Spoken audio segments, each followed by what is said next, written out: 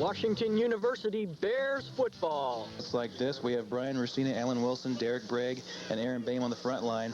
Brad Klein, Jeremy Bellinghausen, and Jacob Parent in the linebacking core as we get underway here. As saw Mike LaFleur for most of the day. It's a key matchup. A high snap goes to Kenny. Kenny bobbles it in a lot of trouble. He's going to be sacked by the Bears. Flagged down at the 20-yard line in the backfield. But Brian Racina is there, and also Aaron Boehm, the preseason All-American defensive end there for the Bears. Well, a good job of getting great pressure. That play was doomed for failure from the start with a poor snap. Let's see what the penalty is going to be. I think it's going to be holding. And it's offensive holding. That'll be declined on the sack, but Brian Racina starting to assert himself. He's from Limburg High, the junior, 6'6", 227. Let's take another look at it. You can see a poor snap, and that doesn't give Kenny any time to really pick out his receivers. Tries to scramble, but the Washington University defense was all over. And Chris Ornt trying to keep Aaron Boehm out of the backfield. That's who was called for holding, as Boehm just simply manhandled Ornt en route to the sack. He's in the ball game now along with Powell. Powell now the tailback gets the call. He tries to blast through that Washington front line. Not much there, and they'll get to perhaps the 23-yard line, but Derek Bragg's there.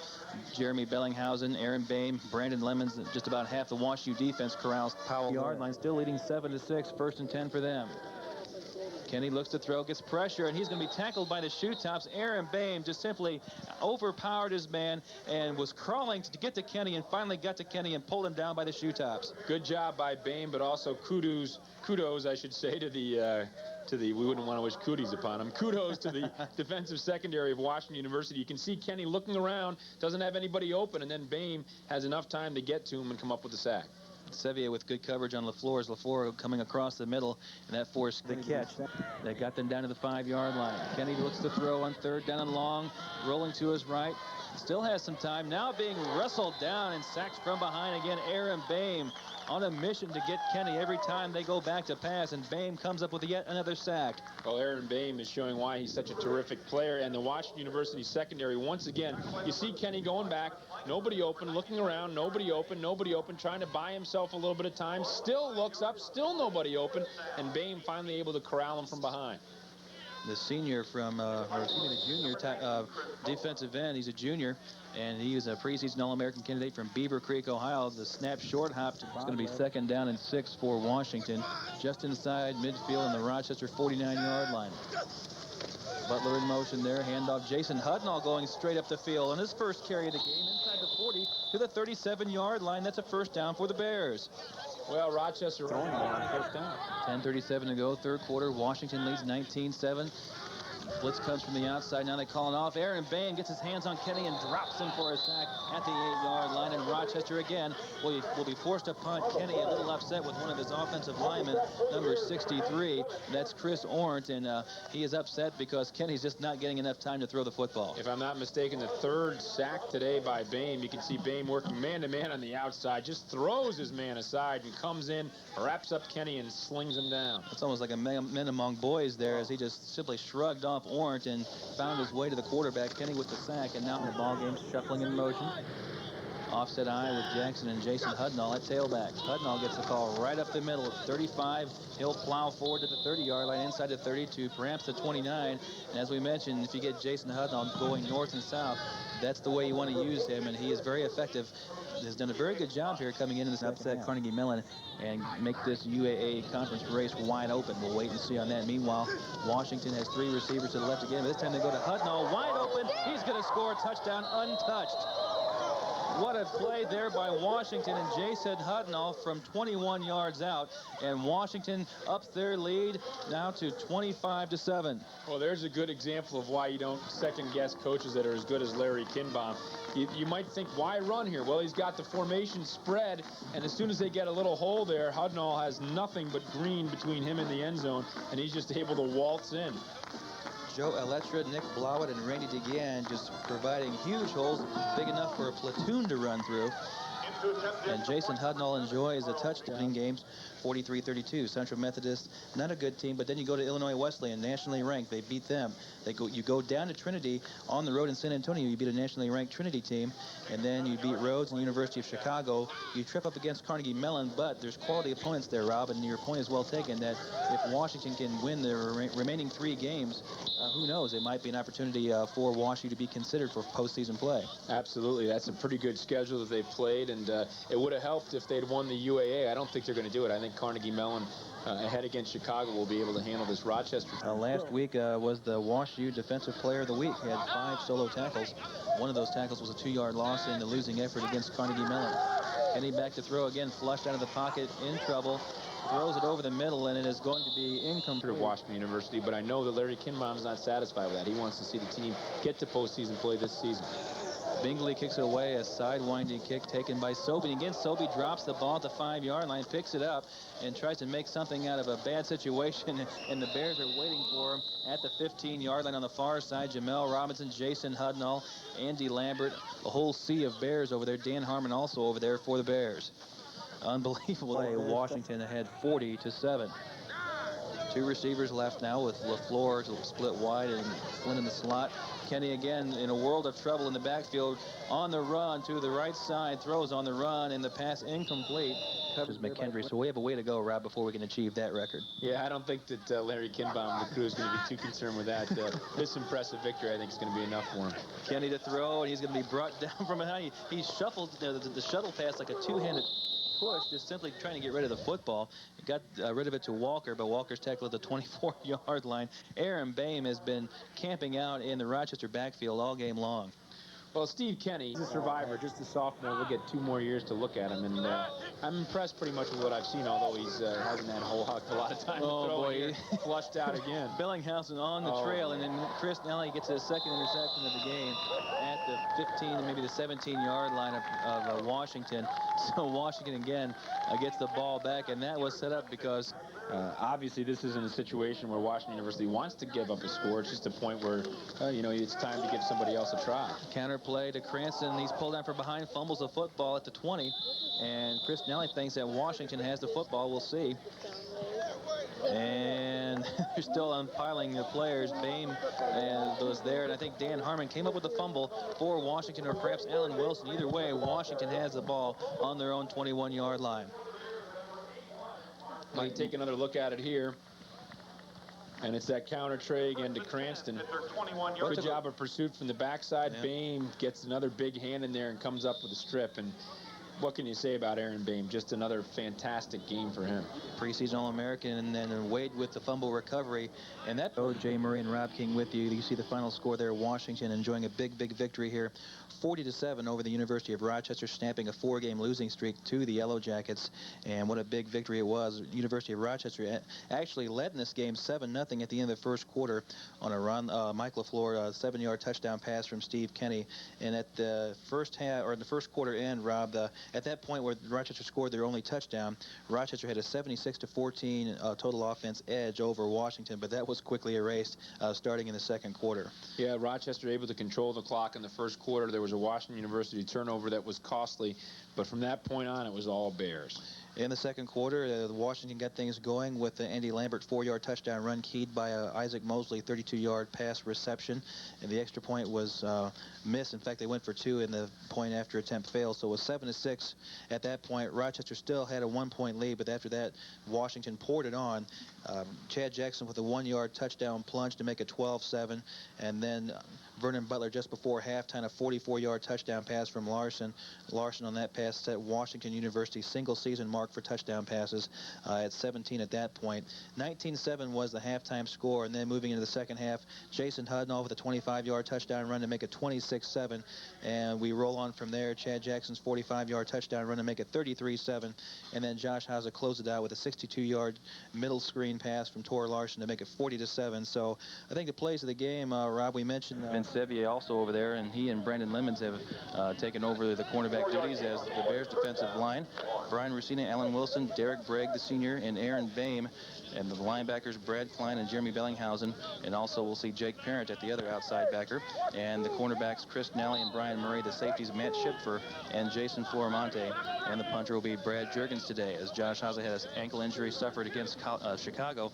And as a result, he is just mainly used today as a wide receiver. Roberts dropping back to throw on 3rd and 1. He's going to be sacked, and it'll be 4th down coming up for Colorado College. Aaron Boehm again from Beaver Creek, Ohio. He has 5 sacks on the year coming into this game, and he has number 6 right there. He just overwhelmed his man.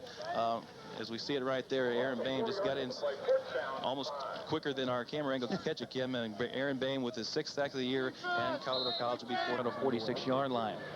Jermaine and Butler to the left this time, Haza right. As Larson looks over that 4-4 defensive alignment for Colorado College.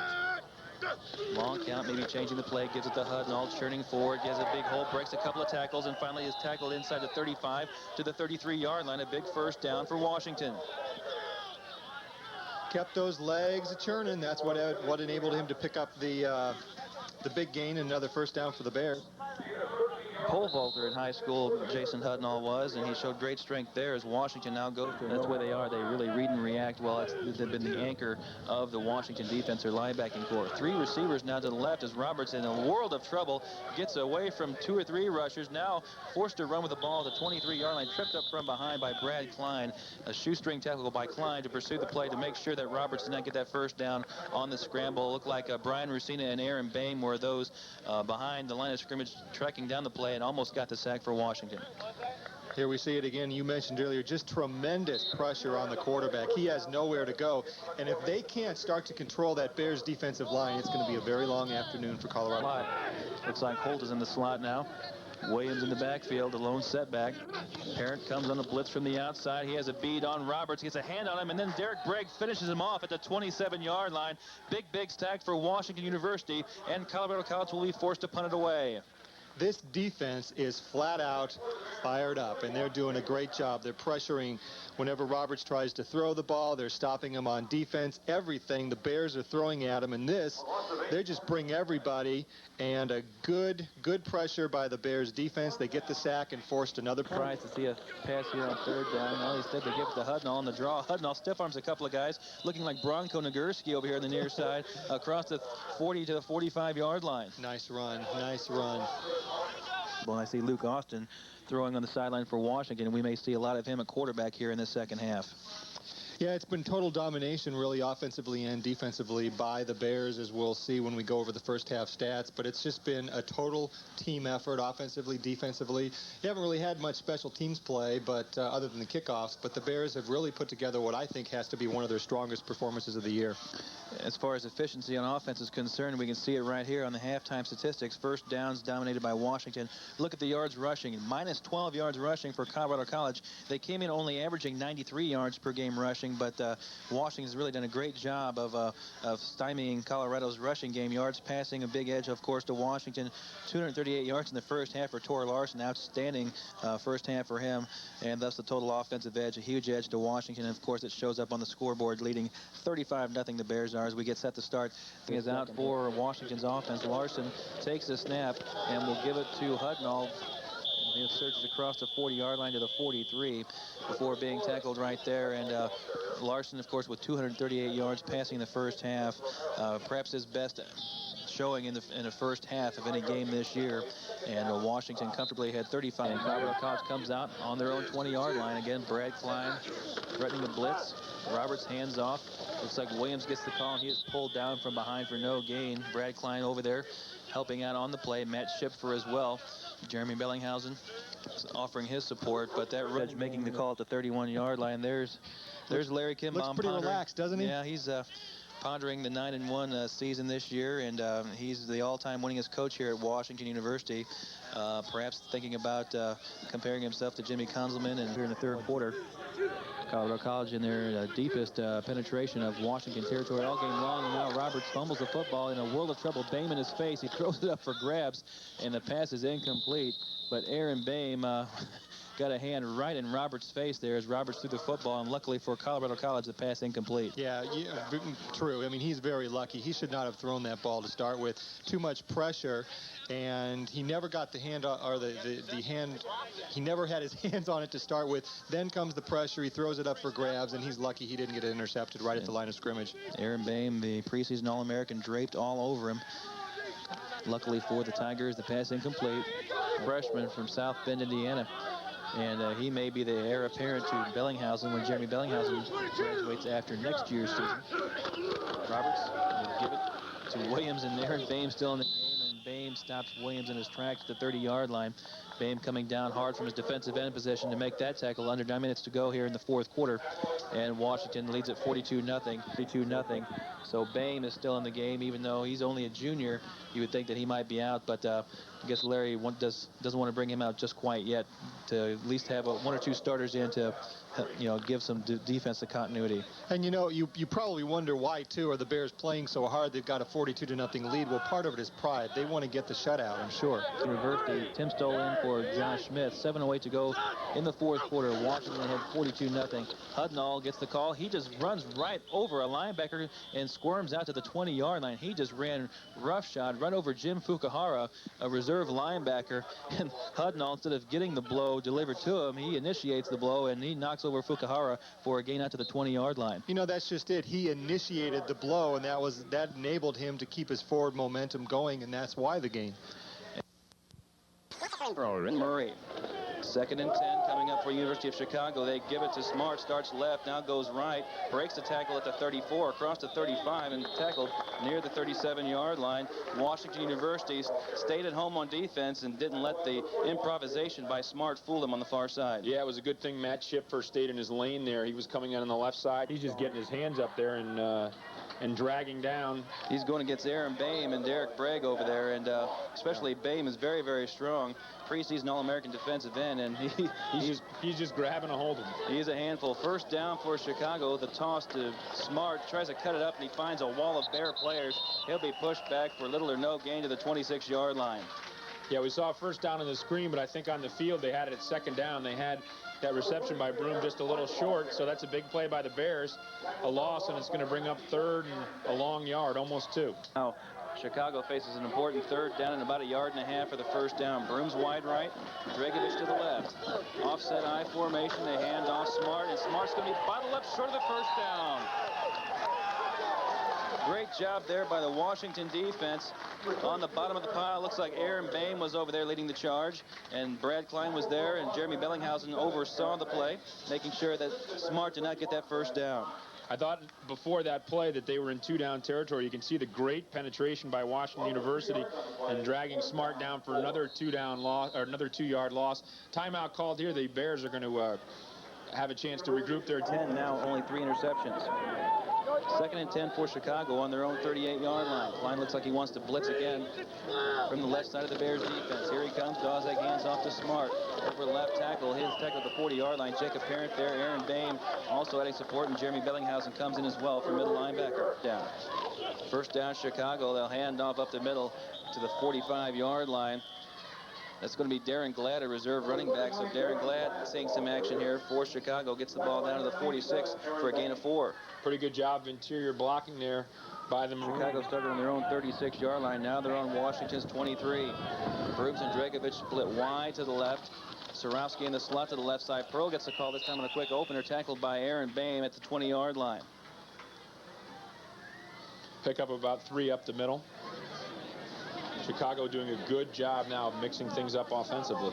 For you, that'll be our halftime show. Also an interview with John Shale, the athletic director of Washington, as again Chicago find nothing doing there. Yeah, Brian Judd now in for quarterback. They've knocked Dawzak out at least for a couple of plays, and Judd, their starting quarterback, in there. You can see Judd turning the wrong way in the handoff there. It's tough to come into a game when you're the backup quarterback. And just was right there, just kind of hovering over it until it got to the 10-yard mark downfield. Then he recovered it for Chicago. Wow, what a play. Chicago has it on their own 46-yard line. They go right up the middle, but there's a wave of Bears pushing him back. Derek Bragg among those pushing him back. Brad Klein also was the man there to help out on the tackle, and not much there for Chicago on first down. I want to go back to that onside. So Dawzak only has one completion so far in the second half, and the Bears have done a good job defensing the pass here early on in the second half. Offset I formation. Dawzak now will give it to Smart. He is hammered by Aaron Boehm at the 31-yard line. Well, that's just a tremendous job. John Bazile was trying to block Boehm. Boehm just ran him over and made the tackle. What a tremendous play by Aaron Boehm. Boehm from Beaver Creek, Ohio, the junior All-American preseason selection. Look at him shed the block and lay a strong hit on Smart. Third down and 14 coming up for Chicago on the 33. This could be a pivotal series in the game, Rob, and want The ball here. And we'll see what happens here. Set. Like two tight ends in the ball game here. Offset I, slot right. In motion, Surowski back toward the outside. They do run the ball. Pearl trying to find some room on the outside. He's going to be stopped short of the first down. Big stand there by the Bears. Matt Schiffer coming up from free safety to lay the hit on Pearl. And as a result, Washington again will dodge the bullet, and they'll take over on downs on their own 20-yard line. Well, a good job there again by the Bears defense on big play. The man injured, he's up and he'll be walking off under his own power. As you see, Jacob Parent and some of the defense on the bench there, pondering their next trip to the field. Possession time is narrow. Will join Brooms and also Surowski to the right side. Dragovich left, same formation as the previous play. Boehm tries to hit Dawzak, does so as he throws a football for grabs, tipped away, incomplete. Almost intercepted by now as he went high up the ladder to try to pull that one down, but it falls incomplete, looking for Brooms in double coverage. Well, they know where Derek Brooms is, and he was in double coverage that time. Dawzak going back to pass here. Again, a pretty good rush by the Bears. Throws again under duress, and you can see the good coverage downfield there by the Bears. Provide Chicago with two quick touchdowns here with 3:46 to go, unless something miraculous happens from Dawzak. Dawzak throws over the middle and to the left side. Now it has caught by Brooms at the 30. Flags are down on the far side around the 20-yard line. Yeah, that was a late flag. I wonder if it's going to be some sort of holding penalty. Got a replay here. We'll see if there may have been a hold right there at the top of the screen by the left tackle over there on the Chicago side. May have been holding on that left tackle, and that would be, looked like Jeff Matthews may have been called, or Michael Donovan perhaps. Donovan got called for the hold, and you were thinking that he was guilty of holding as he was trying to tangle with Aaron Boehm all game long, and I guess finally he got caught with the hold. Yeah, we had a holding call earlier in the second half, and I wouldn't be surprised if the Washington University coaches had some word to the officials at halftime and said, hey, man, they're just grabbing a hold of Boehm. You got to let him play a little bit. Beaver Creek, Ohio, preseason All-American defensive end, first-team All-UAA. And he was a 93 honorable mention all-conference selection. Also a very accomplished slow-pitch softball player. His team won a national championship in 1990 and was named the MVP of that tournament. I'll be darned. Well, obviously a huge penalty. Receiver to the right, Surowski, Brooms, and Dragovich to the left, Cayley. Pearl in the backfield. Getting some blocking support for Dawzak. Throws over the middle, caught and then dropped by Cayley at the 10-yard line. A big hit by Jacob Parent. I wonder how many hits he has had on opposing ball carriers and receivers today and quarterbacks. He's been hitting everybody for Washington. Plenty of time here to throw. Pass on target. Also for Rhodes College, hands off the lead, bounces off a man, bounced off Aaron Boehm, and was able to find some room up the middle for a short gain out to the 49-yard line. A gain of 4. It'll be second and down, and perhaps 6 coming up for Rhodes College. Yeah, the off-tackle play stopped by Aaron Boehm, forced back inside to the rest of the Washington University defense, and gain of about 2. Convert a first down. Have not done very well converting third downs this year, but we'll see what the Lynx do here on 3rd and 2. The option, Glorioso runs out of room to pitch the ball, but goes right up the middle and finds some room to run, and a first down for Rhodes College. Looks like Matt Schiffer had to track him down from free safety along with Aaron Boehm and others, and all of a sudden Glorioso looks like it was an excuse me run here. Jake Parent again on the blitz, forces Glorioso to keep it. He wanted to pitch it, but then good backside blocking. Glorioso turns it up, makes the first down. Give Rhodes College a first down here. Slot man to the right. In fact, double slot now formation. Lee in the backfield. In motion will be a running back there. This time they hand off up the middle. Looks like a fumble happened on the play on the far side. Could be WashU football, and it is. Washington recovers, and it could have been Derek Bragg picking up that fumble. One thing the Bears do very well, Jay, and Coach Ron Collins works on this, is tackling the football, and that's what we see here. Well, Dalton gets the ball carry. He doesn't carry the ball much, but he has a wide receiver. It looks like a kind of an inside reverse there, and Aaron Boehm strips the football. We see Aaron Boehm there with the hammer strip, and good play by Aaron coming back from behind the runner to make that play. Election 10 on their own 36-yard line. Butler in motion. And the ball will be handed off. Looks like Jason Hudnall seeing his first action. He'll churn across the 40 down to the 45-yard line from Mount Vernon, Illinois. Jason Hudnall gets a carry, and he gets some good yardage out to the 45-yard line. Jason Hudnall makes the switch this year from defensive back to tailback, splitting time with Marcus Walker. Here we see on the delay, the counter tray, and has some room. Really a strong runner, as we see there. Keeps his feet moving.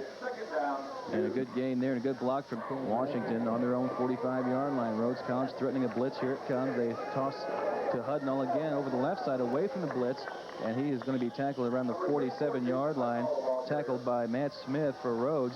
But Jason Hudnall has done it all year. He's been able to provide a little bit of a breather for Marcus Walker at tailback and provide some fresh legs, and he's a hard-nosed kid, likes to run straight ahead.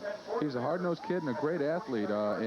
In his spare time in the spring, he pole vaults for the Bears, and really a top-notch pole vaulter, one of the best in the conference.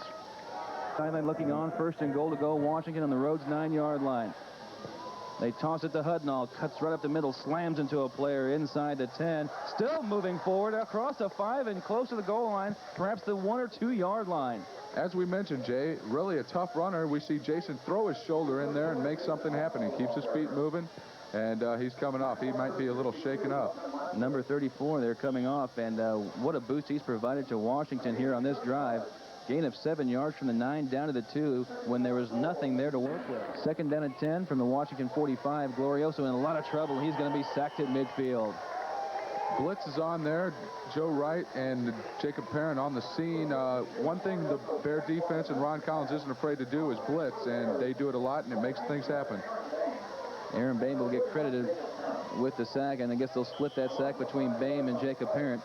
So it's going to be a loss of 5 back to midfield. 3rd and 15 coming up. 3 minutes to go in the first half, and the WashU fans now starting to slot to the right side. He comes in motion, gets the handoff, coming back up the middle. But Washington's seen that play a little too often tonight, and they sniff it out, and they defend it very well. Looks like Aaron Boehm was the first man there to make the initial hit for the Bears. Yeah, that little inside sweep play is not fooling anybody now. I'm sure the Bears were lectured over that all week and in halftime, as we saw Rhodes with a limited success in the first half. And takes it easy themselves, and nice gain for Rhodes. Well, it's going to be second down now. It's actually first down on that play. First down inside the 50-yard line on the 49 of Washington. Glorioso throws it near side. It's going to be Keel. Keel trying to get some positive yards, and he got away from Parent and Bellinghausen and got to the 46-yard line of Washington. Jake Parent does a good job of coming outside and forcing Keel back inside, and he fights forward. 4-yard gain on the play. Well, to the right. To the left side, it's going to be Dalton in the slot. Wells gets the handoff, sweeping to the left side, and Jason Floramonte wraps him up by the legs, and Wells gets to the 43-yard line.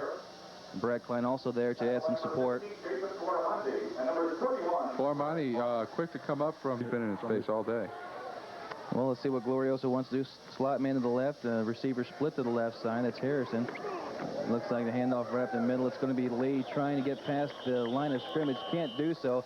Good job there by the defensive front four of the Bears, and Derek Bragg was among those making a tackle. Floramonte, they've got some momentum offensively. 2nd and 10 now on their own 40-yard line. Glorioso on the option will pitch to Lee with the lead block in front of him to the far side, 45, and finally brought down near midfield around the 48-yard line. Aaron Boehm tracked it down from the outside, and Brad Klein as well among those making the tackle, and Floramonte adding the initial hit as well.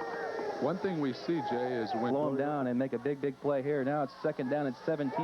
Glorioso looks to throw. Has some time left side. He throws it incomplete. Overthrows his man Lee on the far side. Lee coming out of the backfield on a crossing route. And the pass incomplete. Some good pass rushing that time by Boehm and also Rusina. Glorioso not having the time to really have a drop back pass. Good pressure from Aaron Boehm, Brian Rusina on the play. Rose College, if they're going to go to the air, they're going to have to stick to those 5-yard outs.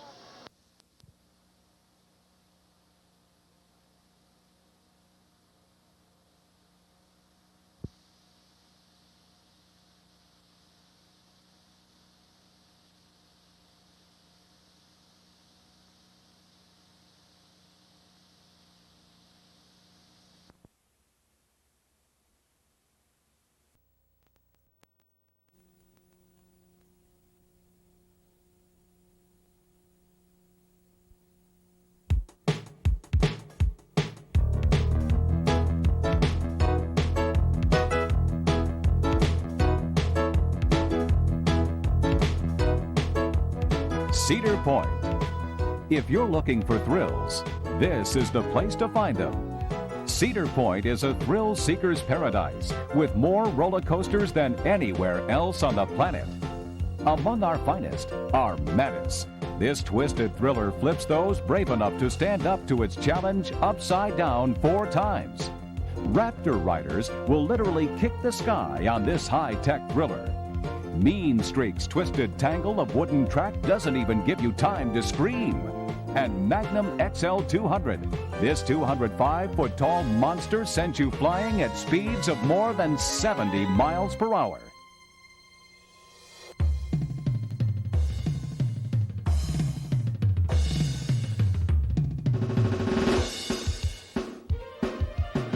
And the thrills don't stop here.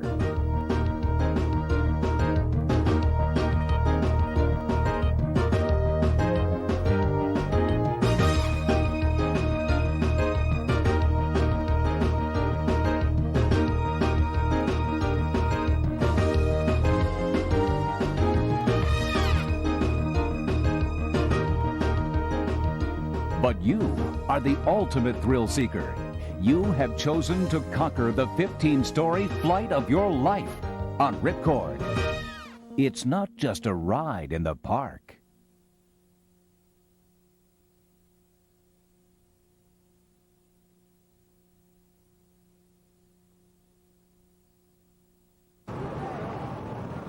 Welcome to the Ripcord, the newest attraction here on America's Roller Coaster. Our 2 flyers, Jason and Aaron, are getting all set to take on this new challenge that combines the best of skydiving and hang gliding. It looks like they're all harnessed in, and while the flight controllers do a final check over, we're gonna pause and meet them when they begin their journey to the top.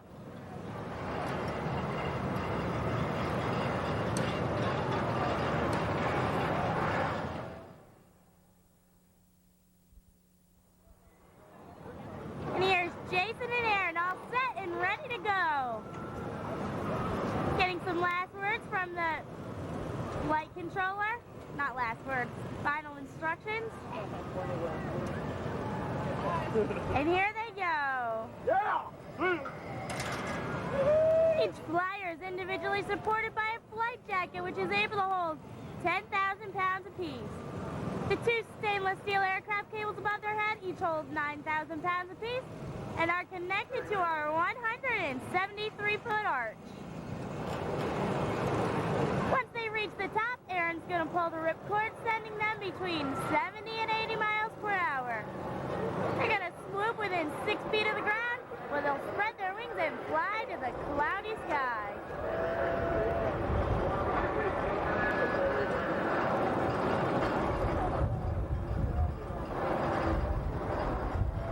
Have a little ways to go yet. Once they reach the top, the flight controller's going to give them a final countdown, and Aaron's going to pull that ripcord. Flight line is clear. 3, 2,